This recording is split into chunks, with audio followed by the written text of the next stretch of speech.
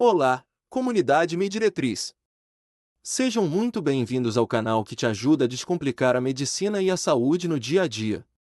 Eu sou o Dr. Medir, e hoje vamos mergulhar em um tema que afeta milhões de pessoas e é crucial para a nossa saúde cardiovascular, a hipertensão arterial sistêmica, popularmente conhecida como pressão alta. Você sabe como a pressão arterial é medida corretamente? E por que essa medida precisa ser tão precisa? A forma como aferimos a pressão, tanto no consultório quanto fora dele, é fundamental para um diagnóstico e tratamento eficazes.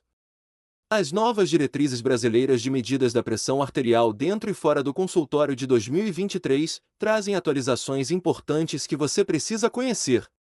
A hipertensão arterial é um dos principais fatores de risco modificáveis para morbidade e mortalidade em todo o mundo.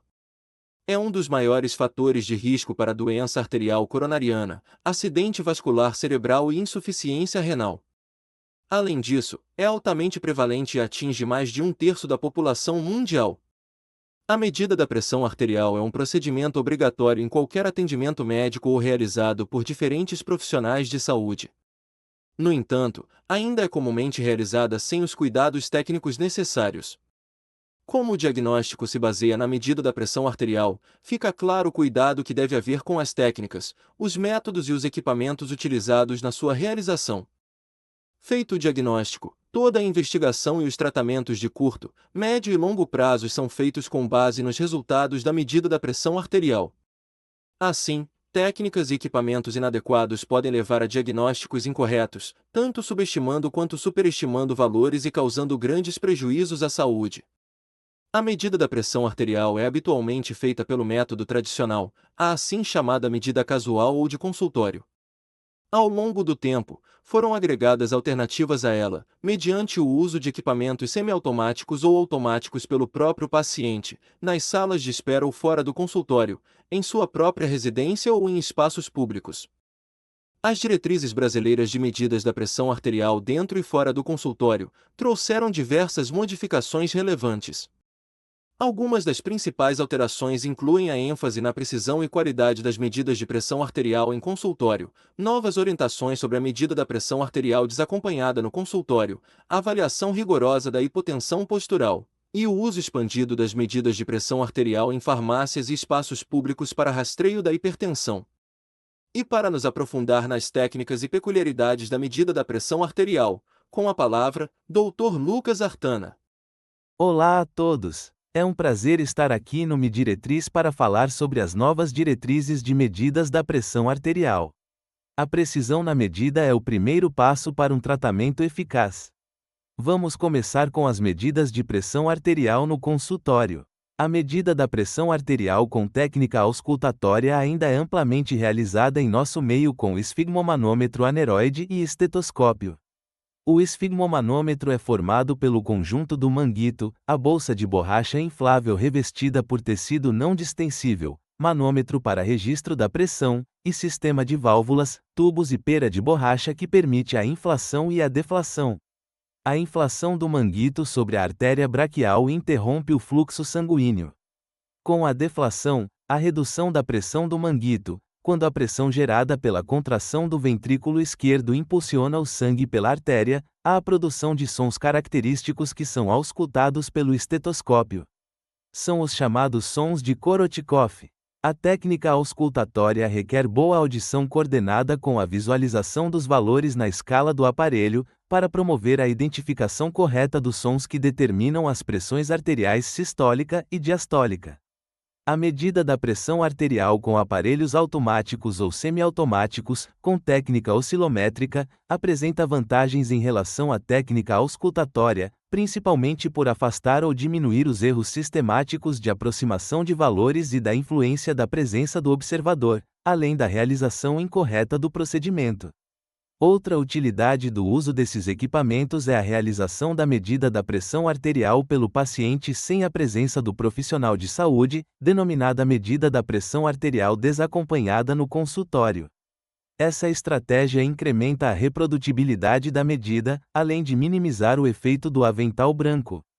Em relação aos equipamentos, os automáticos ou semiautomáticos de medida da pressão arterial devem ser validados por protocolos específicos.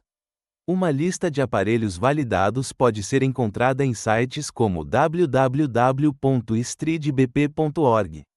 A maioria dos equipamentos disponíveis no mercado não foi validada. É importante saber que, mesmo validados para adultos, eles necessitam de validação em populações especiais, como crianças, gestantes, idosos, pessoas com circunferência do braço acima de 42 centímetros e aqueles com arritmias. Na medida da pressão arterial, seja com técnica auscultatória ou oscilométrica, cuidados importantes devem ser tomados visando ao adequado preparo do paciente e a realização do procedimento. O paciente deve repousar por 5 minutos em ambiente calmo e confortável, e não deve falar ou se mover durante a medida. É importante verificar se ele não está com a bexiga cheia, não praticou exercícios físicos há pelo menos 90 minutos, e não ingeriu bebidas alcoólicas, café, alimentos ou fumou 30 minutos antes. O paciente deve estar sentado, com pernas descruzadas, pés apoiados no chão, dorso relaxado e recostado na cadeira. O braço deve ser posicionado na altura do coração, apoiado, com a palma da mão voltada para cima e sem garrotear o braço com roupas. Na primeira consulta, registre a pressão arterial em ambos os braços, preferencialmente de forma simultânea, e use a leitura do braço que forneceu o valor mais elevado para medidas subsequentes. A análise da hipotensão postural é uma etapa importante na avaliação do paciente, principalmente em idosos, indivíduos com desautonomia e nos pacientes em uso de medicações antihipertensivas. Para pesquisá-la, meça a pressão arterial na posição supina, após o paciente estar nessa posição por 5 minutos, e depois meça a pressão arterial, 1 e 3 minutos após a pessoa ficar em pé. A hipotensão postural é definida como uma redução de 20 mm de mercúrio ou mais para a pressão arterial sistólica ou de 10 mm de mercúrio ou mais para a pressão arterial diastólica no primeiro ou terceiro minuto na posição ortostática em relação à posição supina. Os equipamentos mais utilizados e padronizados para medir a pressão arterial utilizam o manguito envolvendo o braço. Entretanto, existem equipamentos que contêm manguito para envolver a região do punho. Esses monitores de pulso têm a vantagem de ser menores e de mais fácil transporte. Uma indicação desses modelos é para indivíduos muito obesos, em que os erros nas medidas realizadas nos braços são mais frequentes. No entanto, as medidas da pressão arterial feitas com esses equipamentos estão sujeitas a apresentar maior número de erros sistemáticos. A posição do punho em relação ao coração no momento da medida e o aparecimento frequente de artefatos tornam a medida menos fidedigna. Recentemente, novas tecnologias para medir a pressão arterial sem a utilização de manguitos vêm sendo desenvolvidas, como dispositivos vestíveis acoplados a pulseiras ou relógios. Contudo, não há recomendação para o uso dessas novas tecnologias e dispositivos no acompanhamento de pacientes na prática clínica atual, pois ainda faltam estudos de validação e correlação mais consistentes. Os monitores de dedo ainda são imprecisos e não devem ser utilizados. A medida da pressão arterial no idoso pode sofrer influência do processo de envelhecimento, como pseudohipertensão, hiato auscultatório, arritmias e hipotensão postural. Recomenda-se a verificação da pressão arterial no idoso na posição sentada, deitada e em pé, pois alterações podem predispor à hipotensão postural. A presença de arritmias, como fibrilação atrial, pode dificultar a medida da pressão arterial com aparelhos que usam a técnica oscilométrica, exceto nos aparelhos que têm mecanismo de captação da fibrilação atrial e outras arritmias. A classificação da pressão arterial é definida de acordo com a pressão arterial no consultório e pelo nível mais elevado da sistólica ou diastólica. Considera-se hipertensão sistólica isolada se a pressão arterial sistólica for maior ou igual a 140 mm de mercúrio e a pressão arterial diastólica menor que 90 mm de mercúrio. É importante salientar que o reconhecimento da hipertensão, portanto, o diagnóstico final, não deve se embasar em uma única medida da pressão arterial, considerando-se que ela pode ser muito variável. Assim, Níveis pressóricos que não se enquadrem em estágio 3 em ambiente de consultório devem ser reavaliados em medidas subsequentes para a confirmação diagnóstica, bem como para a definição do estágio de hipertensão. Agora, vamos falar das medidas fora do consultório. A automedida da pressão arterial, a AMPA, é a medida da pressão arterial realizada pelo próprio paciente ou familiar em seu domicílio. Diferentemente da monitoração ambulatorial da pressão arterial, MAPA, e da monitoração residencial da pressão arterial, MRPA, realizadas com equipamentos automáticos com acurácia e reprodutibilidade validadas e pertencentes às instituições de saúde, a AMPA é realizada com equipamento automático do próprio paciente. A diretriz recomenda que a AMPA seja utilizada apenas como meio de triagem, para que métodos confirmatórios sejam solicitados, como a MRPA ou MAPA, se necessário. Medidas da pressão arterial em farmácias e em espaços públicos também são utilizadas para rastreamento de hipertensão. A monitoração ambulatorial da pressão arterial, MAPA, é o método que permite o registro indireto e intermitente da pressão arterial durante 24 horas ou mais, enquanto o paciente realiza as suas atividades usuais na vigília e durante o sono. É considerado padrão ouro na avaliação da pressão arterial.